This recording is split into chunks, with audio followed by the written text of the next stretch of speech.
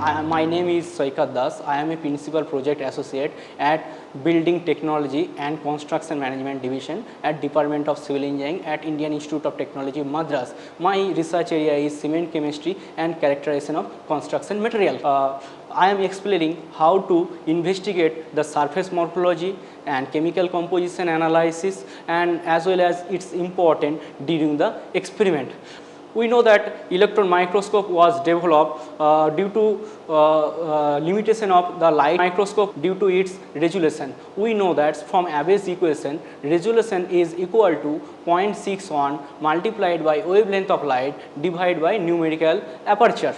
However, such limitation can be easily overcome using electron beam, because electrons has smaller wavelength and hence it can easily resolve better than light. On the other hand, electrons are negatively charged particles, therefore we can easily deflect and control by the changing the current in the electromagnetic lens to achieve the better imaging parameter like resolution, magnification compared to the optical microscope system. This is our same instrument to capture the image for micro level from any conductive or non-conductive samples. When a high energetic electron beam interacts with materials, wide range of signals, namely characteristics X-ray, secondary electrons having energy less than 50 electron volt due to inelastic scattering, backscattered electrons having energy greater than 50 electron volts are generated, which can be captured by a suitable detectors, out of which backscattered electrons and secondary electrons are the most used imaging signals in scanning electron microscope. In our microanalytical characterization and of cement and engineering materials lab, we have scanning electron microscope, which can be easily used to capture the surface morphology of conductive as well as non-conductive sample. Further, we can carry out any chemical or any elemental analysis using this system.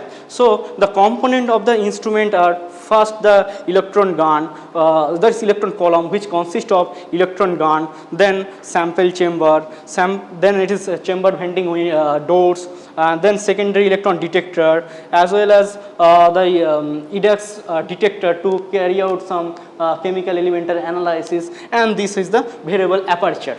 If we consider the component along the length of the electron column consists of electron gown prepared by lanthanum hexaboride filament, that is LAB6, having lower work function compared to tungsten filament, and therefore began to emit electrons at lower temperature and have a longer lifetime.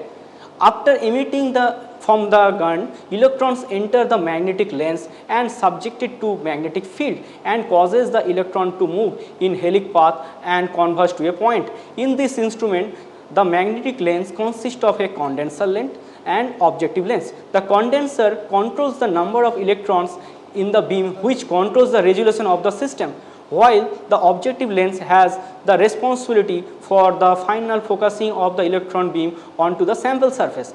The scanning coils deflects the beam along x and y axis in 2 dimensions to ensure the electron's beam should scan in raster pattern over the sample surface of the sample, while apertures controls the passing through the scattered electrons from the optical center without moving the beam by electromagnetic lens.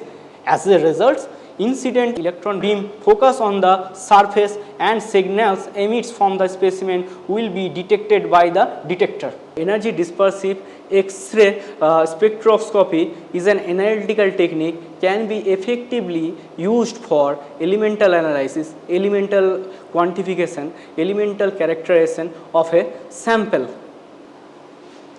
In this instrument, we have a secondary electron detector which enable us to identify the characteristics X-ray which is coming out from the sample and which can identify which kind of element present in the sample. Further, this detector also enable us to measure the how many numbers of characteristics X-ray coming out from the sample, which enable us to to quantify the amount of element present in the specimen. Therefore, we can identify and quantify the element presence in the samples in a particular point or in a particular zone or particular sector inside the sample. Sample preparation is an important step to getting desirable quality of image from a sample. Sometimes the incident electron will just get accumulated over the sample and extreme changes in image contrast can take place, like very bright regions in image. Furthermore, some cases the beam can be deflected from its original position, causing streaks in the image. Such undesirable phenomena, that is charging effect, we most of the time encounter during surface morphological investigation. Generally, in conductive samples, there is less chance or zero chance for charge buildup. However, non-conductive specimens are always suspected to charging effect. To overcome such limitation, sputter coating with carbon gold along with carbon or aluminum tape are commonly used for non-conductive samples such as cement, concrete, brick, etc. First, we have to turn on the switches of the instrument for the gun, for the equipment, as well as for the PCs and for the EDAX arrangement. After turn on is over, then we have to wait for some time so that instrument should get signal. After that, we have to turn on the switch for the gun. Then we have to turn on the computer.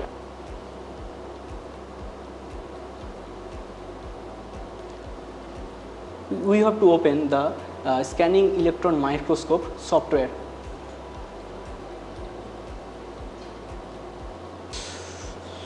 After when the software is open, we have to go to homing position and we have to center the stage.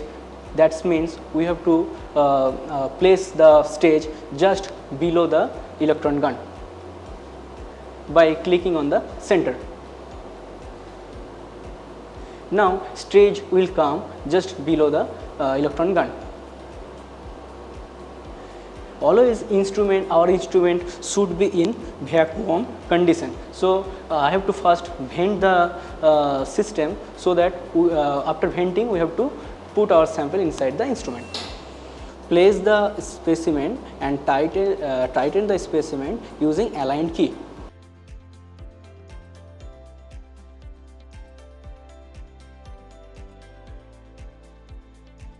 After that, close the door and press against the door and pump the chamber. So vacuum is very important. It is not possible that all electrons that are discharged from the electron gun can reach the sample. If sufficient vacuum is not achieved, gases in the chamber may interfere with the incoming electrons and ionize, causing random discharge which leads to instability of the electron beam. Besides, gases could react with the electron also, which causing it to burn out.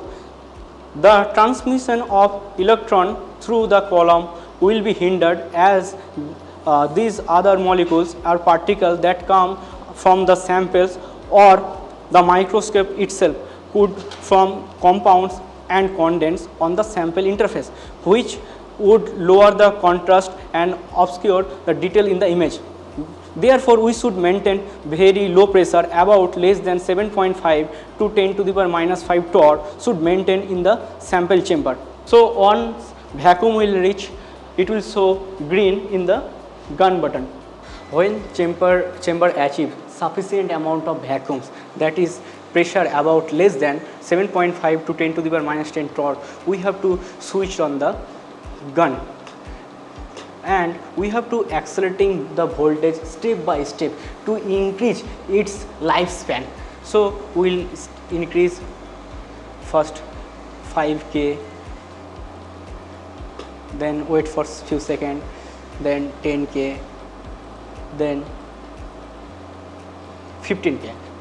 When the gun is on, we have to focus the image, and during the focusing we have to maintain sufficient working distance, means proper working distance. If working distance is not proper, it's over focused or under focused, then we'll get blur image. So you need proper working distance during the selection or capturing the image. The same image describes the surface morphology of a fly ash at 10 micrometer scale. The image shows the defined sizes of fly ash which has well defined rounded in shape. Based on the surface morphological analysis, it can be concluded that given sample contain particles in the range of 0.1 to 40 micrometer based on the scale. We have captured the backscatter images from the concrete sample, that is a non-conductive sample, because from this images we can conclude that images from BSc display high sensitive to different in atomic numbers, which will shows up as a brighter or darker phases, because brighter is due to presence of the atoms having higher atomic weights, and the dark region shows the less amount of atom or negligible amount of atoms presence on the sample surface. Further, after capturing this image processing techniques such as segmental analysis can be effectively used to analyze same BSc image to determine volume fraction of different phases present in the sample. We have secondary electron detector along with Inca software to carry out the elemental analysis of a sample. So, we can use this software to capture the elemental signals from the sample. Based on that, we can carry out some qualitative as well as quantitative analysis for the sample, which will be useful for our future research, elemental composition and chemical analysis. After opening the software, we have to click on the full acquisition mode. Then we will get this window for the capturing the image, and we have to follow the path to capture the elemental composition using the EDAX arrangement. Now, after capturing the EDAX spectrum, result is shown in Spoga. This is from metal surface, and this is different of elements present from this selected region. Based on that, we can say that this element consists of calcium, carbon, magnesium, aluminum, some elements which will be useful for our research or surface morphological investigation as well as chemical analysis. Thank you very much for your kind attention.